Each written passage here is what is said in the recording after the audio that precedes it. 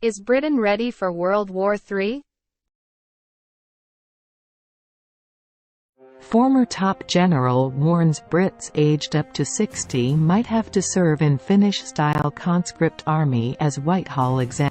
Britain has to think carefully about conscripting hundreds of thousands of Brits to fight Russia, a former top British Army officer has warned. General Richard Sheriff, a former NATO commander, warned that the UK might need to introduce a system akin to that used in Finland in the event of a European land war. It came after the head of the British Army warned in a speech yesterday that a «citizen army» will be needed for any direct confrontation with Vladimir Putin. Not 3 weeks of 2024 have passed, and the governments of Estonia, Sweden and now the UK have already warned their respective nations that the prospect of large-scale war is on the horizon. Although he stopped short of backing conscription, General Sir Patrick Sanders said preparing for war against Russia should be a whole-of-nation undertaking, including what he described as national mobilization. However, Sir Richard, the Deputy Supreme Allied Commander Europe from 2011 to 2014, suggested that conscription might well be required, because a large enough volunteer force would need a huge amount of effort and money which is probably not there. I think General Sanders is absolutely right to be talking about a citizen volunteer army.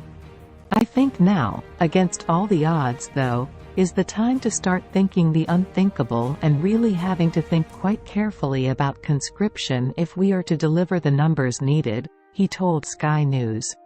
But at the same time, Whitehall is believed to be looking at ways of training large amounts of volunteers quickly, based on work done with Ukrainian troops.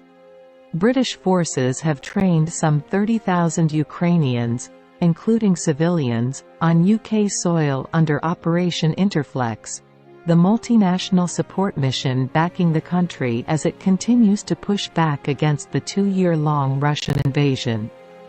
But what do these options mean for the average Brit? Here we try to answer some of the basic questions about what the start of World War III might look like. How would war be declared? Strictly speaking, war does not have to even be declared for one to happen. A famous example of it occurring was in 1939 when Neville Chamberlain declaring war on Germany in his famous radio broadcast.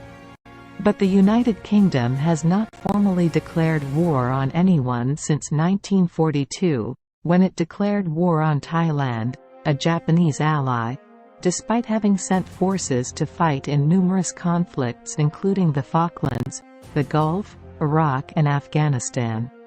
The Prime Minister of the day has the authority to order UK forces to deploy for battle using what are known as royal prerogative powers. They are not obliged to seek permission to do so first from Parliament. Rishi Sunak last week and this week ordered RAF fighters to attack targets in Yemen.